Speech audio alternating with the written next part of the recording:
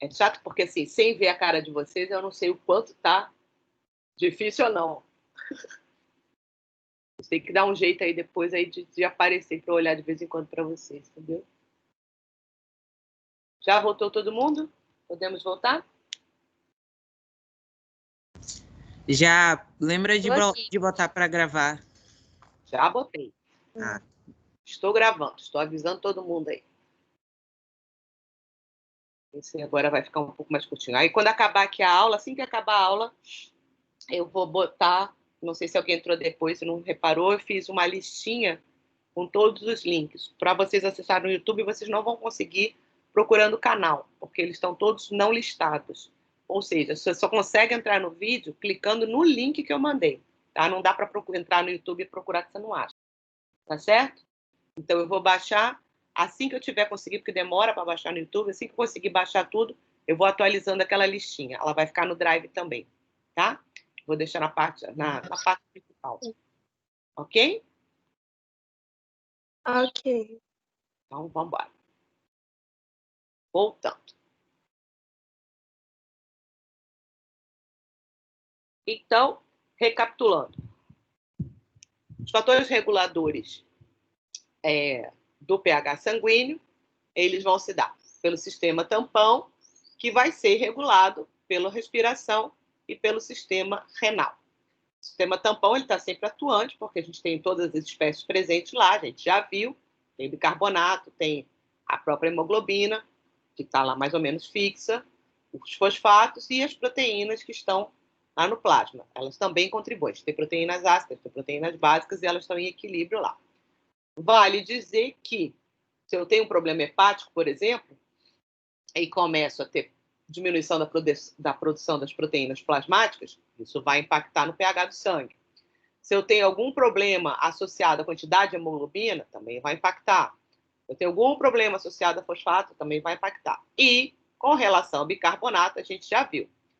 Problemas respiratórios, evidentemente, por interferirem na pressão de CO2 no sangue, vão impactar também no equilíbrio ácido-básico. Assim como qualquer tipo de problema na filtração glomerular. Eu tenho problemas renais que interfiram na ação dos rins, isso também vai impactar no pH do sangue. A regulação do pH, então, via o sistema tampão, vai estar na captação maior ou menor de H+, a respiratória pelo CO2 e o sistema renal, principalmente, pelo bicarbonato. E aí a gente viu que a gente tem esses 4 tipos principais de distúrbios ácido-básico do sangue: acidose respiratória ou metabólica e alcalose respiratória ou metabólica, lembrando que a gente pode ter distúrbios mistos. Essa tabelinha aqui é só para organizar. A melhor coisa que tem, escutem bem o que eu vou dizer. Se eu esquecer, vocês me lembrem de mandar a lista de casos para vocês. A melhor coisa que tem é fazer isso que a gente acabou de fazer. Pega um caso, lê a situação, o que a pessoa... são casos clínicos, né? O que a pessoa estava apresentando? Fulano chegou com a doença assim, essa. Pronto, já vê. Qual é a doença? Tem impacto sobre o sistema respiratório? Você já vai aumentar ou vai diminuir a respiração? Pense sempre nisso. Está hiperventilando ou está hipoventilando? Ou seja, está com taquipneia ou está com bradipneia? Dali você já supõe se ele está com acidose ou com alcalose e se tem ou não origem respiratória. Lembrando que a alteração respiratória pode também ser o quê? Um mecanismo de compensação, que a gente viu que isso pode acontecer.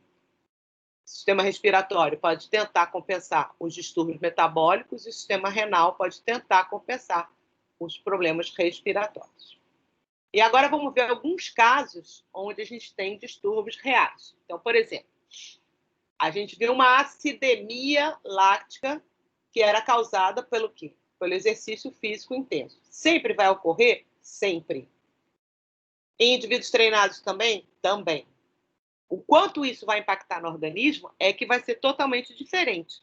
Um indivíduo treinado, por mais que ele produza lactato, todo o seu sistema muscular, circulatório, cardiorrespiratório, já está adaptado, o sistema hepático está todo adaptado para trabalhar com aquele lactato nas condições adequadas, de forma que não vá causar distúrbio no indivíduo treinado. O indivíduo não treinado vai sofrer os impactos, que inclui, como a colega perguntou lá, a questão dela ficar com tontura, tem a ver, sim, com essa acidemia lática. Mas, voltando a respirar normalmente, que foi o caso da Juliana, só ela parar e ficar em repouso, aos poucos, se ela é uma menina saudável, tudo vai se reequilibrar. Não é o caso aqui. Como eu disse a vocês lá no início, a gente estava falando sobre fermentação, e a gente viu que a fermentação é uma reação que ocorre a partir da transformação de piruvato em lactato, pela ação da lactato desidrogenase, que é uma enzima que está presente em todos os órgãos do organismo. Por quê? Porque ela é uma enzima que auxilia um tipo de compensação. Ou seja, na hora que eu tenho pouca oxigenação em algum tecido, o meu organismo ele não vai morrer de falta de ATP, porque eu consigo fazer glicólise, a partir da glicólise, quebrar a glicose em 2 moléculas de piruvato e produzir ATP, então eu consigo manter o metabolismo, a produção de ATP naquela célula, mas, como consequência, eu também tenho a fermentação ocorrendo, e isso vai gerar uma produção de lactato, que se tiver em grandes quantidades, pode provocar uma acidemia e, no caso, uma acidose, quando essa coisa for descontrolada. O câncer, como vocês devem saber, é uma doença, é um conjunto de doenças, né, onde você tem a alteração genética de algumas células e elas se tornam capazes de multiplicar em quantidades absurdas e são células diferentes da célula original.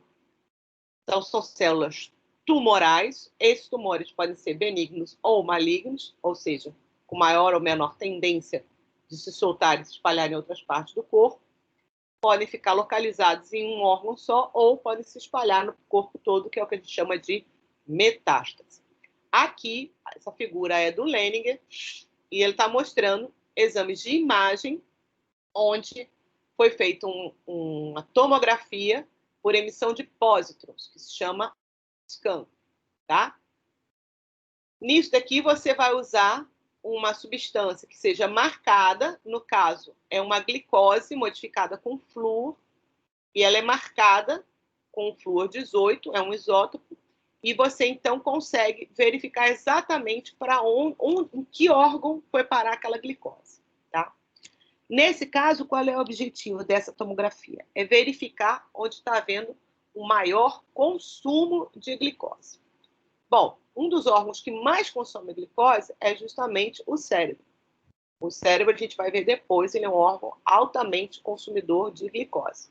Então, é natural que tenha uma concentração alta aqui, porém, a gente vai ver outras regiões, que aqui está marcado em escuro, tá vendo?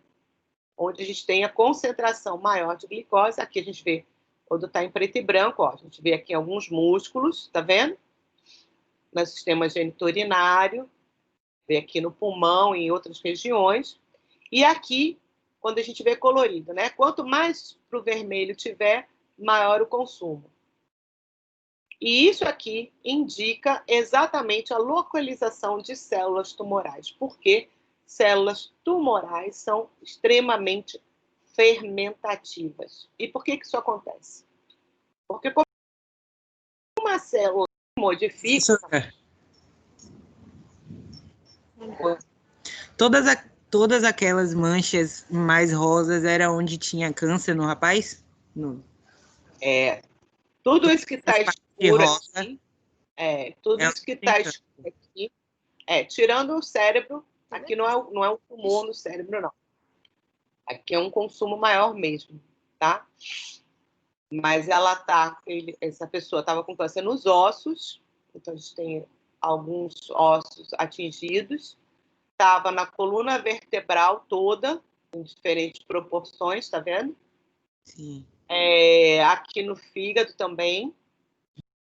E isso tudo no músculo, né? A gente tem aqui, ó, aqui no músculo, aqui. Isso tudo veio de um melanoma. Melanoma maligno, porque ele causa metástase, é um melanócito que sofreu diferenciação em célula tumoral, tá? Obrigado. Nada. Então, quando uma célula sofre modificação, uma das coisas que caracteriza a célula cancerosa é justamente isso, a sua alta capacidade de multiplicação. Então, ela sai multiplicando, se dividindo, fazendo mitose loucamente, e assim cresce o tumor. Só que esta capacidade dessa célula multiplicar não necessariamente é acompanhada pela angiogênese. Anjo quer dizer vaso. E as células do tecido, para que elas sejam devidamente oxigenadas e nutridas, a gente precisa ter o quê?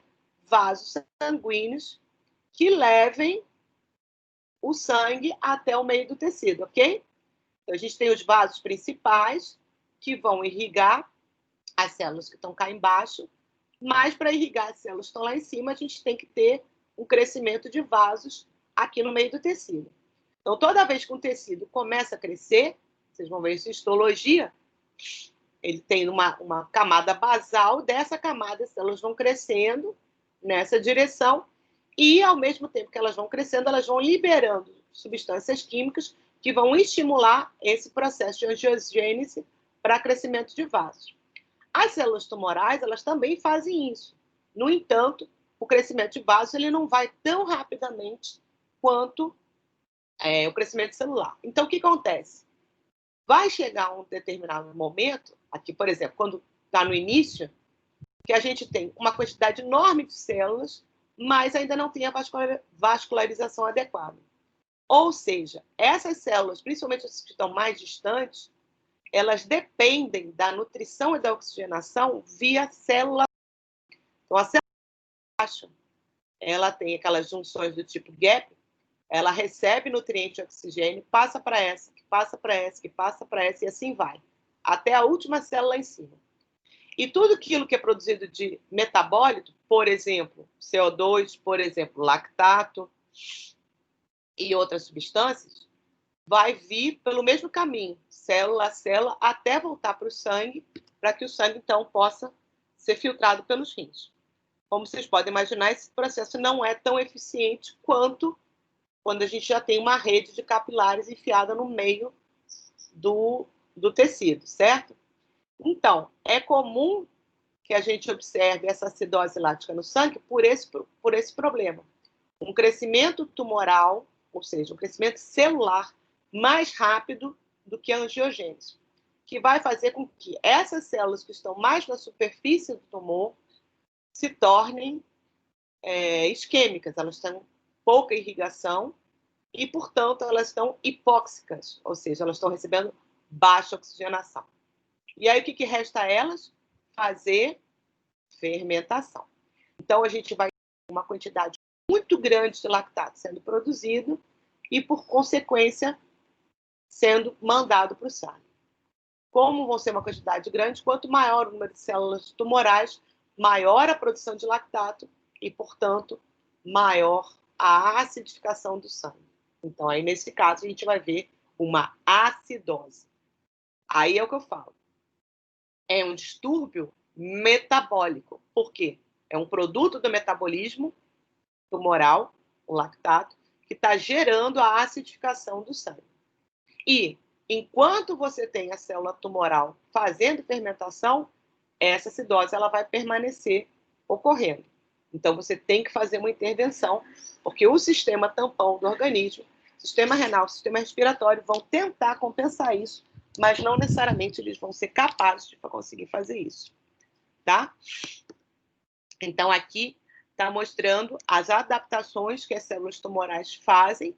Então, uma das coisas que elas fazem é interferir, elas produzem substâncias que interferem na captação de glicose. Então, elas vão diminuir a captação de glicose pelos outros tecidos e vão aumentar a captação de glicose pelas células tumorais. Vão estimular a primeira enzima, que é a exocinase da glicólise, para aumentar a captação de glicose pela célula tumoral, porque elas precisam de glicose. E vão estimular também, dentro das células tumorais, o aumento da produção de enzimas glicolíticas. Então, elas são altamente eficientes em fazer glicólise. Ao mesmo tempo, tem quantidades muito grandes de LDH. Quem é LDH?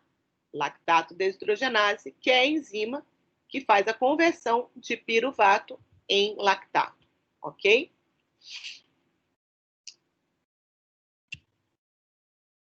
Uma outra acidose metabólica importante que a gente conhece é a cetoacidose diabética. Essa condição, então, como se vê, ela está associada a principalmente diabetes do tipo 1, onde ocorre a ausência de insulina, e é o terceiro caso que está na listinha lá de vocês hoje. Depois vocês podem ler, devem ler, tá? Na ausência de insulina, tecidos que são dependentes de insulina para a captação de glicose, como é o caso do músculo e as células do tecido adiposo, não são capazes de captar glicose. E isso faz com que haja o quê? Hiperglicemia.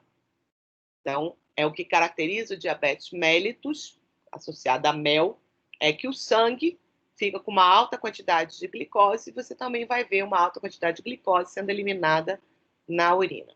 Além disso, você vai ter uma produção aumentada de corpos cetônicos. Lembra que a gente viu na tabelinha lá na outra aula? Vou lembrar por quê. Por quê? O músculo não vai conseguir captar glicose, vai utilizar ácidos graxos como fonte nutricional, e o fígado também vai acabar utilizando muito ácido graxo para produção de ATP durante todo o dia do indivíduo. Nesse caso, na ausência de insulina, na ausência de glicose, parte desses ácidos graxos vão ser convertidos, no fígado vão ser todos convertidos em corpos cetônicos. Depois a gente vai ver isso em detalhe quando a gente for estudar metabolismo de lipídios, tá? Não se preocupem com isso. Mas o fato é que a gente produz corpos cetônicos durante o jejum normalmente, estimulados por glucagon. O problema no diabético é que ele produz o dia inteiro, não é só quando ele está em jejum. Em estado alimentado ou em estado de jejum, por essa alteração inteira do seu metabolismo, ele está sempre produzindo corpos cetônicos e em quantidades aumentadas. Essas quantidades aumentadas, então, elas são aumentadas no sangue e há uma tentativa dos rins de eliminarem o excesso de corpos cetônicos também pela urina. Então, o diabético ele vai ter uma eliminação grande de corpos de glicose pela urina e de corpos cetônicos. E isso vai fazer com que haja uma tendência à desidratação por esse indivíduo também. Tá? Então, a cetoacidose é uma condição bem grave. E por que é uma cetoacidose? Porque corpos cetônicos têm características ácidas. Se vocês não lembram, está aqui a tabelinha. Lembra que eu falei, olha, o acetacetato e o beta-hidroxibutirato, guarda esse nome. São os dois principais corpos cetônicos que são lançados no sangue, que durante o jejum são muito bem aproveitados, tanto pelo músculo esquelético, cardíaco, como pelo cérebro, mas que são substâncias que no sangue, em excesso, podem provocar sua acidificação. Como as quantidades que a gente produz durante o jejum são muito baixas, nosso sistema tampão é capaz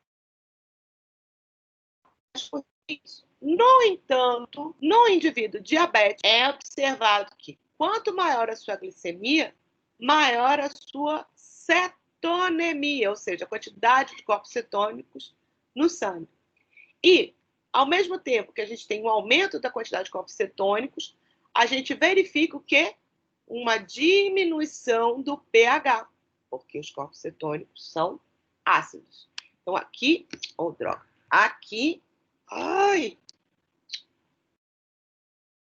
aqui é mais um caso de acidose metabólica. A gente tem uma quantidade de corpos cetônicos, que são moléculas produzidas pelo metabolismo, que em quantidade aumentada, por serem ácidos, provocam acidificação do sangue. Como que está causando no diabético a cetoacidose? É a falta de insulina. Então, tem que se tratar o problema de base, que é a falta de insulina, dando insulina para o paciente, para que se corrijam todos esses problemas metabólicos e diminua-se a produção de corpos cetônicos. Num caso emergencial, por exemplo, se ele está com pH muito baixo, aí a gente pode fazer o quê? A administração de bicarbonato, como eu falei no outro caso, para reequilibrar enquanto não se normaliza o metabolismo desse indivíduo. Tá certo? E agora, um caso respiratório. Como eu falei a vocês, problemas respiratórios podem causar distúrbios ácido-básicos do sangue. Aqui, no caso, a gente está se referindo a acidose, que é um problema que ocorre muito comumente na DPOC, que é a doença pulmonar obstrutiva crônica. Ou seja, são doenças pulmonares onde ocorre a obstrução do sistema alveolar, sistema brônquico, e isso pode ocorrer em casos como da bronquite, né, que a gente vê na asma, e também a gente chamava de enfisema. DPOC, a enfisema, na verdade, a gente hoje só se refere a DPOC. O caso é que os brônquios eles podem ficar constritos e isso dificultar a passagem de ar, ou ainda a gente pode ter os próprios alvéolos repletos de muco ou com problemas de expansibilidade que dificultam a eliminação do ar. Então, é muito característico que o indivíduo, por exemplo, que tem bronquite, ele tenha aquele chiado que é característico do paciente asmático. Eu estou com a câmera desligada e fazendo altos gestos aqui para vocês. Então, vocês já devem ter visto, o indivíduo ele faz. Por quê? Quando ele faz isso, ele está mexendo o músculo que é o diafragma, na tentativa de quê? De aumentar a captação de oxigênio, que é limitada. Então, ele faz. Porém, como é que funciona o diafragma? Você faz força para expandir e depois você relaxa ele para poder eliminar o ar. O paciente asmático, ele faz. Então, ele consegue fazer força para puxar o ar, quando consegue, né? Mas ele não consegue fazer força para expulsar o ar. Então, o que isso vai provocar? Isso vai provocar uma retenção maior de CO2. E isso vai fazer com que o pH diminua, porque a pressão de CO2 vai estar aumentada nesse indivíduo. Entenderam?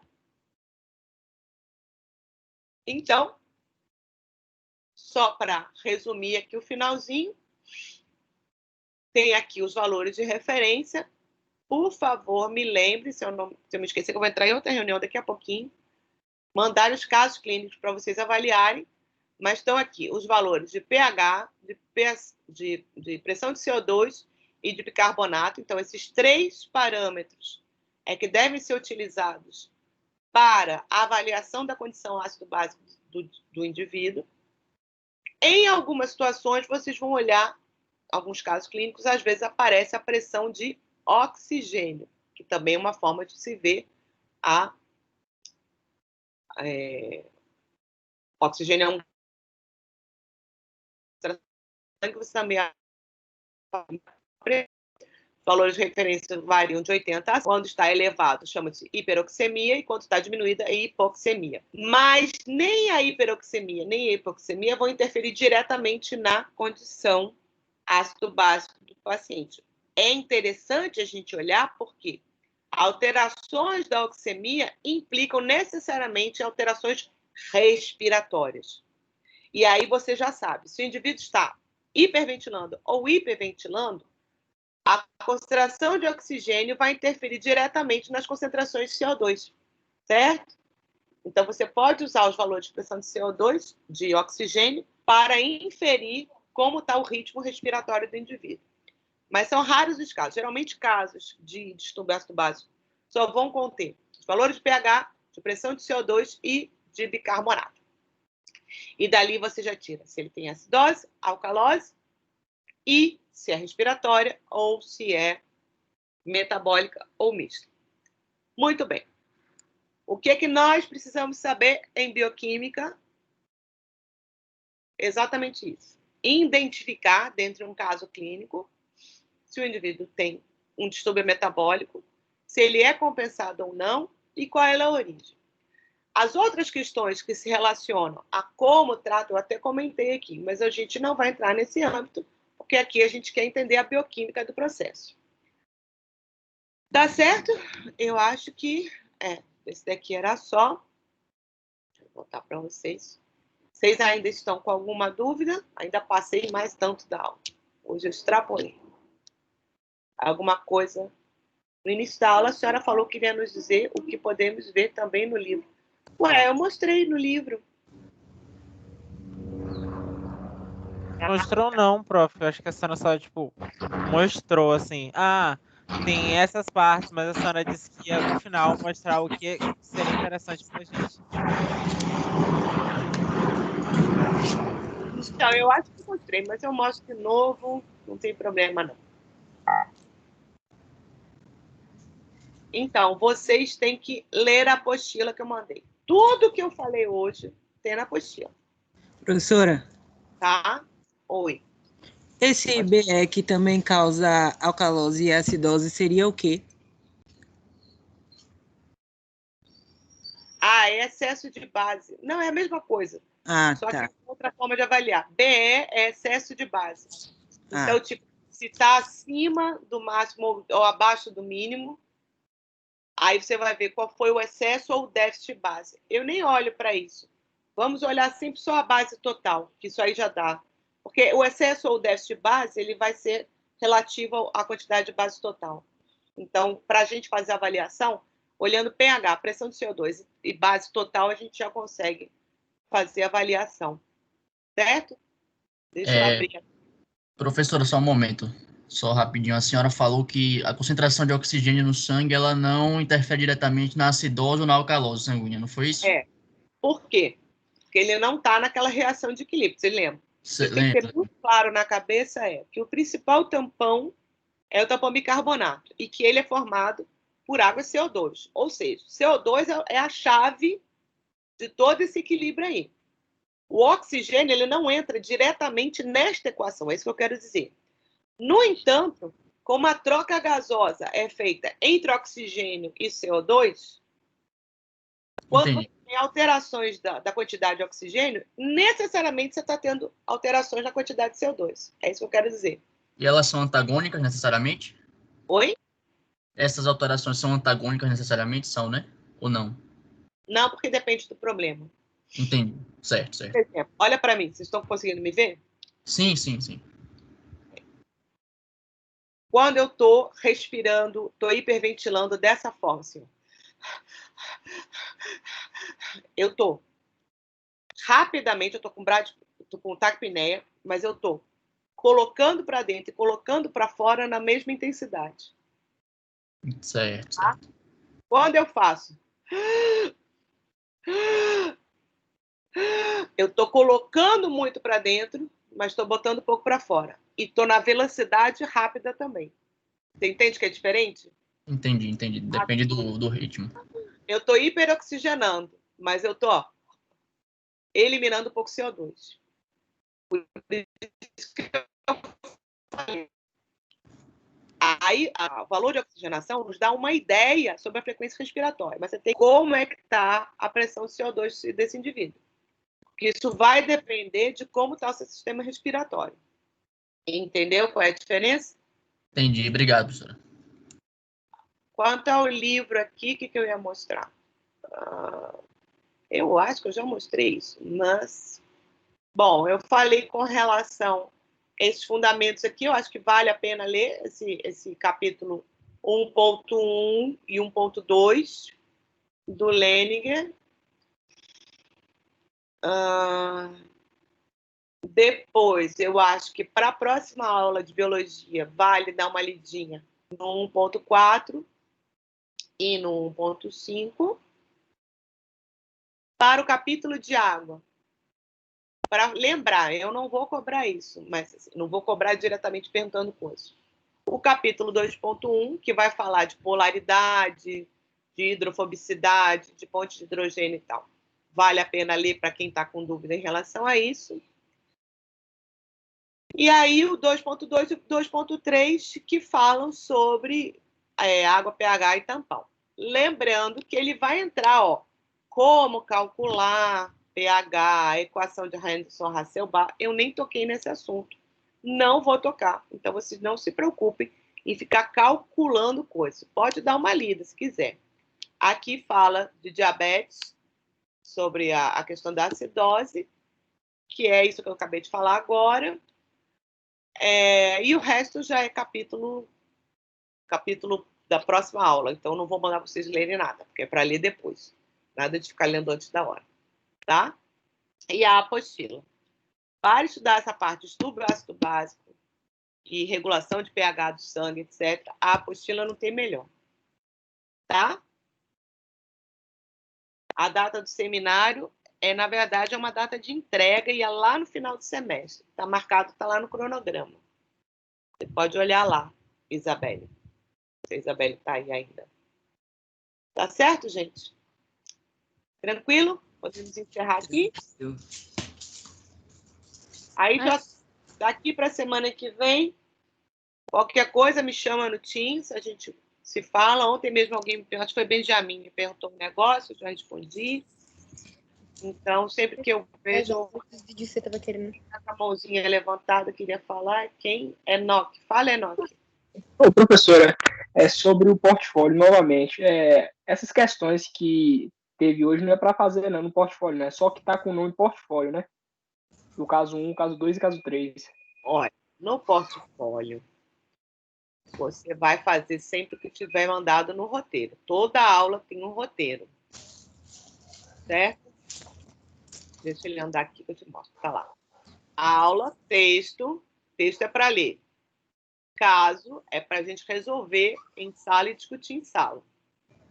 Aqui no meio do caso tem umas perguntas. Está escrito: questão para revisão não precisa entregar, somente para estudo. Tem uma coisa tudo embaixo. Aí depois tem um link. Lembra, o link é para coisa extra, não é para ser cobrado, é para vocês terem uma ideia, que no caso fala sobre alguma gasometria. Aí vem PF. PF é portfólio. Então, isso que está aqui é o que é para entrar para o portfólio. Sempre que tiver escrito em PF é o que vai. Aí tá mapa mental, presta atenção, sobre o texto base. Qual é o texto base?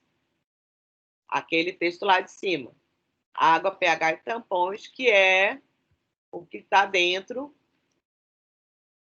dos arquivos lá que eu falei com vocês. Aquela apostila, essa aqui.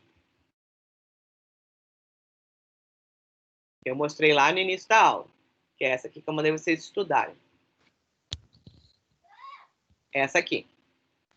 Certo? Então, essa apostila, ela tem tudo que a gente falou. Aí, o que eu mandei vocês fazerem? Leia a apostila, marque as partes do texto que foram abordadas. Aí você vai ver que você vai marcar quase tudo. Depois, quando você for fazer o portfólio, você vai pegar esse texto, baseando-se na apostila dessa aula, ver em texto, construa um mapa mental para cada um dos itens abaixo. Você vai fazer 2 mapas, mapa A e mapa B. O mapa A, você vai fazer um mapa sobre ácido básico, tampão e tampão fisiológico. E o mapa B, você vai fazer sobre estudo ácido básico do sangue. Aqui, eu dei um link que fala de vários aplicativos de fazer mapa mental que são disponíveis e gratuitos na internet. Semana passada, não. Ontem, eu mostrei para vocês que dentro da plataforma Teams, aqui, ó, tem o MindMaster, que vocês podem usar para isso, e ele está localizado dentro da nossa equipe, da disciplina. E assim que ele abrir lá, eu mostro para vocês que está aquela coisa, isso aqui, né? Enfim, Depois vocês olhem lá, tem um Mind Map, vocês podem fazer por ali. Depois que você fizer o mapa, você salva ele como PDF. Aqui, ó. Tá bem aqui. Pobre da minha memória está esgotada.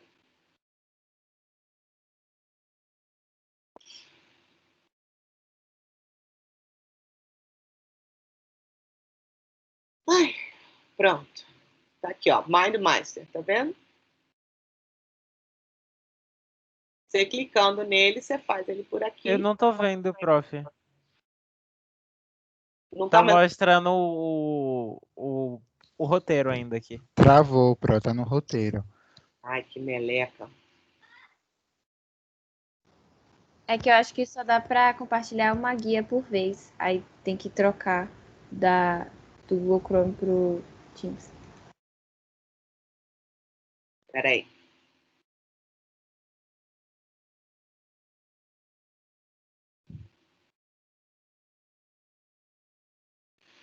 Ai, coisa enjoada. Vê se está aparecendo agora. Agora tá a chamada. Pronto. Agora foi. Tá vendo? Aí, geral, postagens, arquivo, né? MindMaster. Aí você clica aqui, pronto. Aqui você vai fazer o mapa mental. Distúrbio ácido básico do sangue, por exemplo. Ele é bastante simples de utilizar. Mas primeiro você tem que ler, lembrando que mapa mental você só usa palavras ou termos-chave. Não tem frase nenhuma, tá? Então, por exemplo, distúrbio ácido básico do sangue. Aí você vai puxar um quadrinho, acidose. Outro quadrinho, alcalose. Aí de um quadrinho, acidose, você bota respiratória, metabólica. Respiratória, metabólica. Aí do respiratória, você pode puxar, por exemplo, acidose respiratória, você pode botar DPOC, asma, sei lá, as duas que você achar melhor. Na metabólica, você pode botar acidose lática no câncer. Entendeu? E aí você vai... Não precisa dizer o que significa, não. Não é explicar um pouquinho. Não, o mapa mental são sempre as palavras e termos-chave. Aquilo é uma forma de você estudar com as palavras. Quando você faz o link de uma coisa com a outra, é a sua cabeça, é por isso que é mental. É a sua cabeça que tem que fazer o link. Falo distúrbio ácido básico do sangue, a frase está na sua cabeça. Pode ser acidose ou alcalose, mas você só vai escrever acidose e alcalose. E por aí vai, tá? Pronto, obrigado, Pro. Vão fazendo. E semana que vem, se quiser, ou então durante a semana, vocês podem mandar para mim pelo Teams mesmo, para mostrar, para tirar dúvida, etc. Aqui no de vocês têm um caderno, cada um tem o seu. Então, coisas que vocês façam, já que esse caderno pode servir para isso, para vocês mostrarem coisas para mim. Que não é entrega, entendeu? Você só vai entregar o portfólio lá no final. Então, o que você botar aqui para mim não tem problema. Aqui no caderno eu botei os links das aulas do YouTube. Vou botar as de hoje aqui também. Mas cada um de vocês tem um caderninho, tá vendo? Aqui, ó, se eu abrir aqui da Ana Gabriela, todo mundo vai ser igual. Material do curso, anotação de classe. Então, vocês podem entrar aqui e escrever aqui que vai aparecer para mim. Aí você pode me mostrar isso. Certo? Ok, pessoal? Ok, professora, ok. Obrigado. A aula, eu esqueci foi de baixar. Certo, prof. Eu esqueci foi de baixar a lista de vocês. Tá todo mundo aí ainda? Baixar a lista. Não, mas ela aparece desde o início, já lembrei como é que faz. Não tem problema não. Então, gente, ó, deixa aí que eu já vou entrar na reunião da medicina, inclusive. Ó, boa semana para vocês, bom fim de semana, bons estudos e quando precisar, já sabe, entra aí no Teams para perguntar qualquer coisa, fale comigo, não tenho medo de perguntar. É a Bahia, Tenho medo de ser feliz. Oi? O que foi? Não consegui entender. Alguém falou e caiu. Ok, gente? E aí, semana que vem, 1h30, quarta-feira, aula de novo com Poliana. O roteirinho da aula vai estar tudo lá. A gente está sempre alimentando ali, tanto a pasta do Drive quanto a pasta de arquivos aqui. Então, você abre e olha lá para ver se já entrou, tá? E acompanha sempre aqui a equipe. Tá certo, gente? Tá, Pro. Então, um beijo para todos. Tchau, Fiquem com Pro. Muito obrigado. Tchau, gente. Tchau, galera.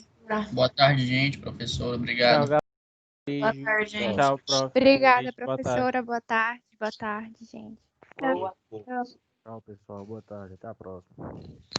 Agora. Para a gravação.